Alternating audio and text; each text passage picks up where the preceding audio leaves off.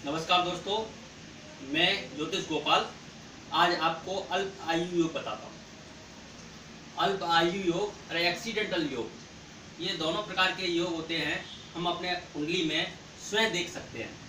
जैसे आपकी ये जन्म कुंडली होती है और जन्म कुंडली में पहला घर जो होता है, ये पहला स्थान है। इस स्थान पे आपका जो है पहला ही घर माना जाएगा। इस स्थान पे अंक कोई भी आ सकता है। आपकी कुंडली जो आपने अपनी कुंडली देखी है, जहाँ ऊपर जन्म कुंडली लिखा हुआ है, वहां पे आपके कुंडली में ये पहला स्थान माना जाएगा। ये वाला ऊपर का, ये दूसरा स्थान, ये तीसरा स्थान, ये चौथा स्थान, ये पांचवा, छठवां, सातवां, आठवां, नौवां, दसवां, 11वां, 12वां, ऐसे स्थान होते हैं। इसमें नंबर आपकी कुंडली में कोई भी हो सकता है। 1 नंबर हो सकता है, 2 नंबर हो सकता है, 3 नंबर हो सकता है, 4 नंबर हो सकता है, 5 नंबर हो सकता है, 12 नंबर तक हो सकता है। मगर इसमें मतलब ये है, स्थान ये पहला ही माना जाएगा। अगर जन्म कुंडली में यहां पे राहु आता है, राहु, आपको केवल राहु देखना है। आप अपनी कुंडली में केवल राहु को देखें। आपकी कुंडली में अगर राहु यहां आता है और ये अष्टम भाव होता है मृत्यु का, मृत्यु अष्टम भाव होता है मृत्यु का, तो ये इस वाले घर को देखता है कुंडली में, तो बच्चे का स्वास्थ्य खराब रहता है। और ये घर मारक भी होता है। यहाँ पे ये दूसरा घर मारक भी होता है जन्म कुंडली के ज्योतिष के अनुसार। तो यहाँ क्या होता है कि ये एक्सीडेंट वगैरह, चोट चपेट भी करा सकता है। इसके बाद में राहु आपका जो है तीसरे घर में, यह तीसरा घर जो होता है, तीसरे घर में अगर राहु होता है तो ये भी एक्सीडेंट वगैरह कराता है, चोट चपेट करा देता है, एक्सीडेंट करा देता है, भाई बंधुओं से बिगाड़ खाता करवा देता है, भाई बंधुओं से झगड़ा करवा देता है, मित्रों के साथ झगड़ा करवा देता है, और कभी कभी वो झगड़ा इतना बढ़ जाता है कि मृत्यु का कारण भी बन सकता है। तो यहाँ पे, और इसलिए ऐसा होता है कि ये मृत्यु वाला घर है, इससे 8वां घर भी अष्टम कहलाता है। यहाँ से गिनेंगे तो 1 2 3 4 5 6 7 8, इसलिए ये 8वां घर भी खतरनाक होता है और मृत्युदायक होता है। चोट चपेट, एक्सीडेंट वगैरह ये करा सकता है। तो दोस्तों, इसका जो हमें उपाय जरूर करना चाहिए। जो शास्त्रों में जो उपाय लिखे हुए हैं, तो उपाय करने चाहिए, भगवान का भजन करना चाहिए, मेडिटेशन करना चाहिए, इससे सबको फायदा होता है। और दोस्तों, आपका यह 7वां घर, 7वां घर में अगर राहु, अगर 7वें घर में राहु होता है तो यहाँ पे ये चोट चपेट और एक्सीडेंट वगैरह कराता है। ये 7वां घर जो है विवाह का होता है। अगर किसी भी कुंडली में 7वें घर में राहु बैठा हुआ है तो मियाँ बीवी में, मतलब जो है पति पत्नी में झगड़ा इतना बढ़ जाता है कि वो एक दूसरे की मतलब जो है मारने को, मतलब विचार आने लगते हैं। दोनों को मतलब ऐसे विचार आते हैं पति पत्नी को कि वे एक दूसरे को लड़ाई झगड़ी इतनी बढ़ जाती है कि वो एक दूसरे को मार सकते हैं। तो यहाँ पे मारक जो होता है और ये पेट में प्रॉब्लम पैदा करता है। यहाँ पे राहु जो होता है, जब पेट में प्रॉब्लम पैदा करेगा, पेट में दर्द पैदा करेगा, पेट में समस्याएं पैदा करेगा और गृहस्थी में बिगाड़ खाता करवाएगा। सप्तम में राहु जो होगा तो गृहस्थी में बिगाड़ खाता करवाएगा और झगड़े उत्पन्न करवाएगा और वैवाहिक जीवन को नष्ट करता है। क्योंकि राहु जहां भी होता है तो उस कॉलम को खराब करता है, उस घर को खराब करता है। अब दोस्तों, एक राहु आपका यहाँ पे, ये मृत्यु वाले घर में जो राहु होता है, यहाँ पे एक राहु होता है। अगर आपकी कुंडली में राहु अष्टम स्थान पे है तो यहाँ पे राहु क्या कराता है कि बिना वजह झगड़े कराता है, चोट चपेट, एक्सीडेंट वगैरह भी करा देता है, चोट चपेट। और ये एक्सीडेंट वगैरह, चोट चपेट अपना असर ये दिखाता है कि या तो राहु की माँ दिशा हो, अंतर दिशा, प्रियंतर दिशा। राहु की 3 दिशाएं होती हैं। महादिशा होती है राहु की माँ दिशा, और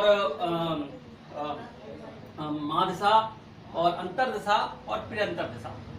जब तीनों की सेटिंग मिल जाती है, महादिशा, अंतर दिशा, प्रियंतर दिशा, तो तीनों आपस में मैच खा जाती है, मिल जाती है, तो उसी में ये जो एक्सीडेंट ये करा देता है। समझे कि नहीं?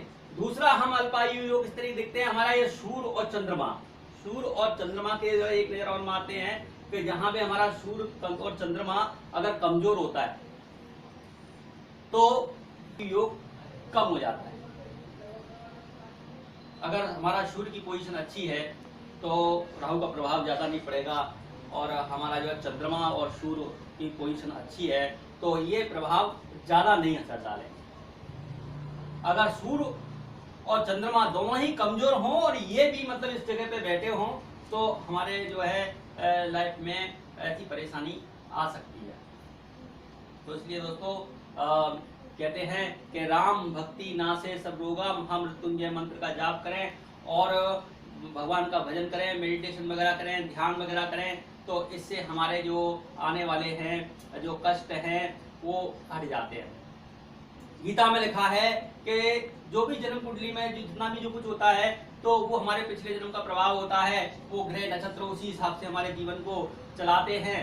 और अगर क्या है हम भगवान का भजन करते हैं, गीता में लिखा हुआ है कि आप योग की अग्नि से अपने पापों को जला दो। आप योग की अग्नि से अपने पापों को जला दो, आपका जीवन बहुत ही सुखी हो जाएगा।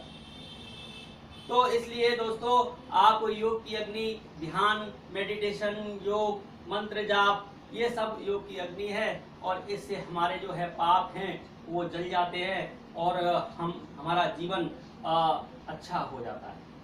इसलिए हर समय भगवान का कोई भी आप काम करो, भगवान का भजन जरूर करना चाहिए। मेडिटेशन, ध्यान वगैरह जो भी उपाय होते हैं, अपनी जन्म कुंडली दिखा के जो भी एस्ट्रोलॉजर आपको कोई उपाय बताता है उस उपाय को करना चाहिए। राहु को शांत करने के लिए आप काली चीज़ों का दान कर सकते हैं, काली चीज़ें जल में प्रवाहित कर सकते हैं। इससे मतलब जो है आपका राहु का प्रभाव कम होता है। और गायत्री मंत्र जाप करने से दोस्तों, गायत्री मंत्र जाप करने से राहु का प्रभाव कम होता है। आप क्या है सवेरे एक माला, अगर आपके पास समय नहीं है तो एक माला का जाप कर सकते हैं, 108 मंत्र जाप कर सकते हैं, नियम से कर सकते हैं। तो आपका ये मतलब जो है एक्सीडेंटल जो है अल्पायु योग है वो समाप्त हो सकता है।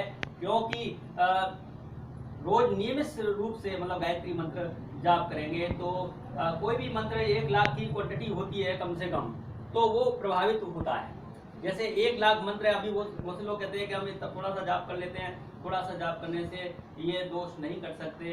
इसमें 1 लाख का मंत्र का जाप किया जाता है और दशांश हवन किया जाता है, उसके 10वें हिस्से का हवन किया जाता है और उसके 10वें हिस्से का तर्पण किया जाता है, फिर उसके 10वें हिस्से का मार्जन किया जाता है, फिर उसके 10वें हिस्से का ब्रह्मभोज किया जाता है। तब एक मतलब जो है ग्रह की पूरी शांति होती है। इसलिए दोस्तों आप ज़्यादा से ज़्यादा अगर आदमी 10 लाख जाप कर ले, यानी एक लाख मंत्र जाप करे, 1 लाख का 10वां हिस्से का हवन, 10वें हिस्से का तर्पण, मार्जन, ब्रह्मभोज, ये 5-4 चीज कर लेगा तो 1 लाख में उसका हो जाएगा। अगर वो बंदा उसी जाप को करता रहे पर 10 लाख मंत्र जाप करे, 10 लाख मंत्र जाप करेंगे तो हमारी जो ग्रह से संबंध उसका है, कोई भी मंत्र है आपके उसका ग्रह से संबंध है, वो जरूर अपना असर दिखाएगा। दोस्तों ये विज्ञान है और इसको मानना चाहिए, भगवान से जुड़े रहना चाहिए। आप कोई भी काम करो भगवान से जुड़े रहो, मेडिटेशन, ध्यान वगैरह ये सब चीज़ें अच्छी होती हैं और इससे अपना जीवन अच्छा होता है। आप अपना जीवन अच्छा बनाओ, यही हम परमात्मा से प्रार्थना करते हैं कि हम अगर किसी बंदे को अगर भगवान से जोड़ सके तो हमारा जीवन सार्थक है। भगवान ने हमको भेजा है धर्म का प्रचार करें और समाज में कुछ सेवा करें। अच्छा दोस्तों नमस्कार, और हमारे चैनल को जरूर सब्सक्राइब करना और लाइक करना।